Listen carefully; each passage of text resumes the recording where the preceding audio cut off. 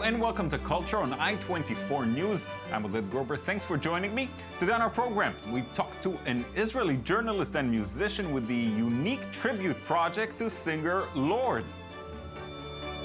Pakistani comics try to curb the power of Islamic extremism. And we'll hear all about the well-timed release of a film about FIFA. Yuval Ben-Ami is an Israeli author, journalist, and musician. Last year, he found himself quite uncharacteristically drawn to the work of pop musician Lorde, and he decided to put together a tribute project to her music with a Middle Eastern twist. He's here to tell us all about it. Thank you for coming in, Yuval. Thank you, I did. So, first and most obvious question, why Lorde? Because she's excellent. I'm an authentic fan. And I think it's because this is authentic art.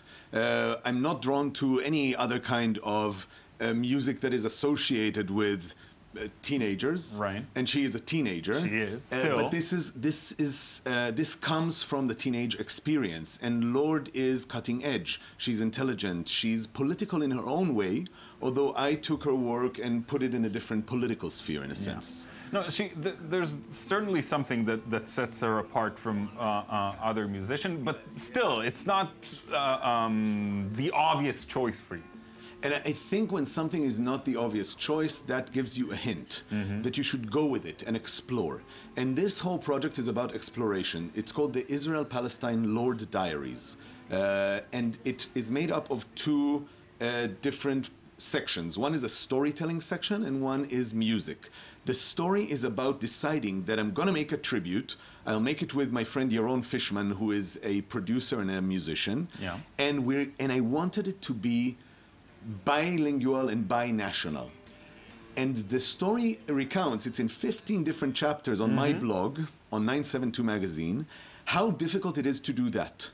Because everything here is political. We are all politically vulnerable. We all live in a sphere where the system is designed to keep us apart and in perpetual conflict. Yeah. It turned out to be quite difficult to put this whole thing together, although the beginning was relatively easy. You started about over a year ago with Royals, naturally, yourself. Yeah. Let's watch a moment from that and you'll tell us more. אף פעם לא ראיתי יהלום, אולי רק על טבעת נישואין בקולנוע, ואין בי גאוות שכונה, העיר הזאת קרועה, אין מי שמקנא בה, אבל כולם רוצים בלינג וגרין. All right, so that was the first step. What happened then? That was even before the first step. Okay. This kind of YouTube tribute is very usual, and I do it with a lot of songs I translate from around the world. But I said to Aaron, let's do this. Let's take these songs and let's record them nicely, and let's find a Palestinian partner. I work with Palestinians. I work guiding for National Geographic expeditions. Those are dual narrative tours where there's a Palestinian and an Israeli guide with each group. For me, everything has to be inclusive. Right. And the fact, and I knew it would be difficult to find a partner, and I don't blame people. In the current climate, it's so difficult to connect. And what does it mean for someone who lives under an occupation or has lost people or is disenfranchised in many ways to come into the studio and record a popular hit with me? Right. And eventually actually I gave up at a certain point, but then something clicked. And I decided to have a change of paradigm, to look at my own society first, to look at it differently, to re-establish identity, and to break up the paradigms, to break up the dichotomies and the binary. So what you ended up doing is you took apart Israeli society, you broke it into little pieces, and each sounds like a terrible thing. No, I don't know if you can put it back together and maybe something better will come out. But and each was represented by a different version of a Lorde song. Yes, exactly. There are 5 artists. First, there were 4 artists who are Israeli who recorded Lorde songs in languages spoken here. Okay. One is Hebrew. I recorded Buzzcut Season in Hebrew. One is Yiddish. The Technicalities, who are a Yiddish combo, did an amazing version of Lorde's Team in Yiddish. One is French. Those are the Jamshid sisters from Jerusalem. Their mother is a French speaker and translated the song.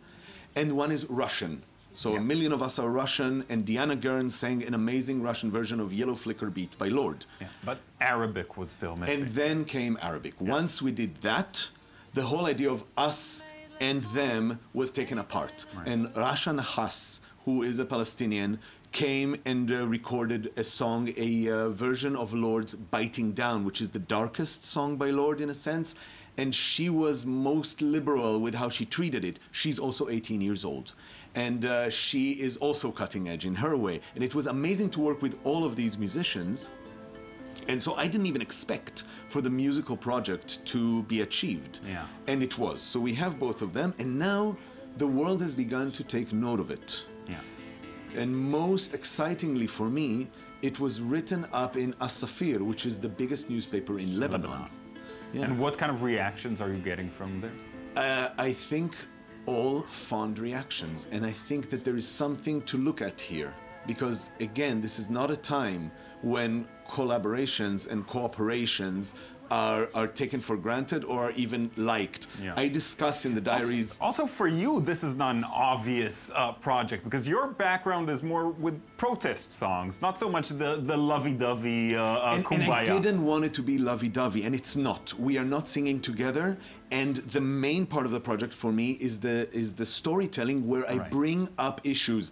The separation barrier, statuses people have here, how we listen to each other's music, how we see each other's alphabets, how segregated we are, how much hate there is, things like the anti-normalization movement, BDS, Lehava Foundation, etc. All very powerful forces in the region. It's a very interesting read on your blog, 972 Mag. Last question, because unfortunately we're out of time. Does Lorde know, or... So I committed in the Lorde diaries not to contact her. She's not affiliated with this in any way. And the reason I said that is that there's nothing worse you can do to anyone than draw them into the mud of Middle Eastern politics. However, now that it was discussed so beautifully and fondly in As-Safir, I had to write a letter, and I sent it today. Okay, yes. So time will tell. We'll wait for an update on that. You'll get it. Yuval, thanks again for coming in. Thank you. Moving on now. With the rise of radical Islam in the Middle East, we see more and more young people engage in jihad. Despite the threats, some moderates are trying to prevent youth from turning into martyrs. This is the case of two Pakistani comics creators. Sandy Fortis has more. Newspapers and videos. Islamic extremists have a lot of imagination when it comes to spreading their ideas. But the moderates are not staying behind in this battleground of ideologies. Some are looking for ways to stop the radicalization of the youth. For comics creators Mustafa Hazvain and Gauhar Aftab, the turning point came last December after the massacre of 130 children in Peshawar, northwestern Pakistan. It was a huge watershed moment for us. And we just, I got together with Gohar and I said that we really have to do something about this. And, we're standing out in vigils and me, Yaya, we used to go over there in the night after work and actually stand over there with a candle and everything. But we just felt that was something that never really, it's very good, but we want to do something more. Their idea, a comic book that tells the story of a young boy engaged in a religious movement suspected of being manipulated by an obscure jihadi force. And the next step was to really create that into a story where it could really be something you could hold in your hand and say, okay, this is where it starts, this is where it leads, and this is how we should protect against it. For the author of this comic, this story is not fiction. He himself was faced with the temptation to join an Islamist group. As a young boy myself, at the age of 13, I was exposed to an authority figure, a teacher who was very charismatic, who presented the world in terms of very clear black and white divisions between Western civilization and the goals of an Islamic civilization. From this experience, he kept a precise knowledge of the methods used by the radicals to lure young recruits into their version of jihad. His goal, to ensure that young people who read his comics are better equipped to identify these hazards and to get away from them. It's very easy to influence the mindset and influence the perspectives of a child, who has not been exposed to ideas about politics or liberty. And to get their message to a larger audience, the creators have already distributed more than 15,000 copies throughout the Punjab province, the largest of the country. The comic is also available through an application specially created for the occasion. It allows to scroll the comic book pages box by box with an alarming sound in the background, an innovative way to reach a wider audience since 16% of Pakistani mobile phone users own a smartphone. The Guardian is the #1 comic book that tries to keep the Pakistani youth away from jihadism. In a moment, we'll hear about the newly released film about FIFA, but first, here's our cultural recommendation for today.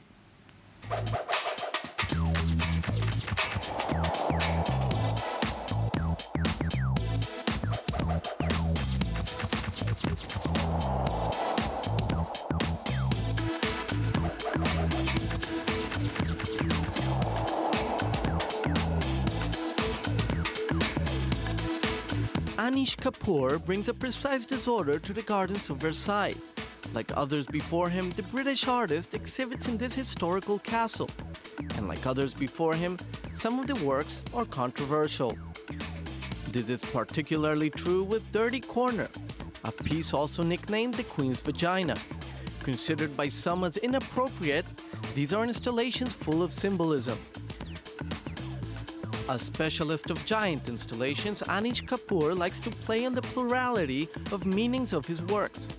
These often have a sexual connotation, as the installation of the sculptor entitled Shooting in the Corners, a title for the least ambiguous, using a gun to shoot wax in the form of a vagina. Power, chaos, and desire, Anish Kapoor pushes the Palace of Versailles to the limit.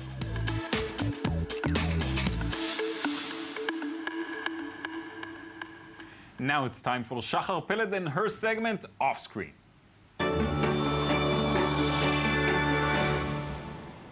Hi, Oded. Don't you just love irony? I do, actually. I think it's ironic that I do, but... I thought you did. Well, it was an ironic weekend for both sport and cinema this past weekend. A film called United Passions was released. It was released in limited theaters in the US after it was already screened back in Cannes Film Festival 2014. It's about the establishment of FIFA. And, of course, the irony is, of course, the timing. Many call this film not a film, but a propaganda. Let's see what John Oliver, the comedian, had to say about it when it was released. FIFA, the humble non-profit, even recently spent $27 million to fund United Passions, a fictionalized version of their history, starring, for some reason, Tim Roth as Sepp Blatter. And this movie, like FIFA itself, looks terrible. Will be the Fédération Internationale de Football Association. FIFA. The first World Cup will be held in Uruguay. You have everything you need to run our family. But you know, the slightest error and you're out. Who makes a sports film where their heroes are the executives? Now, this is total coincidence. Coincidence, and timing here is really priceless. Releasing and promoting a feature film about FIFA at the very moment the organization is in such a serious scandal, you would expect a documentary exposing what really goes on in FIFA to come out and the director actually did talk about this, but because 80% of the film was co-produced by Sepp Blatter, it was very, very difficult to combine it with a documentary.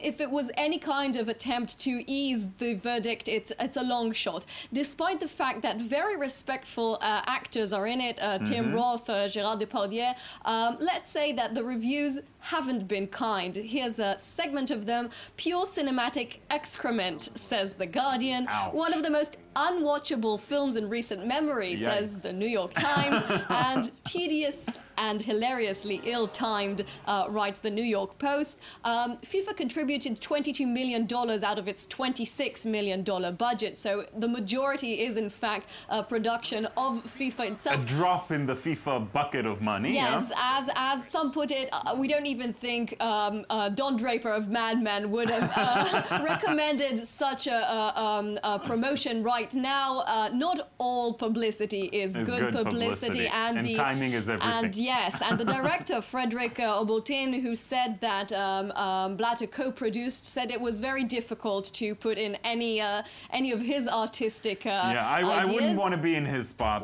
right now. I'm looking forward to United Passions too. I don't know about you, but let's see what FIFA will bring next. So we'll have to wait and see. Thanks, Jaffa. Thank you. That's it from us for today. I hope you enjoyed our show. You can find our past shows on our website, i24news.tv, and you can look us up on Facebook and Twitter. We'll be back tomorrow with another edition of Culture, so please join us again.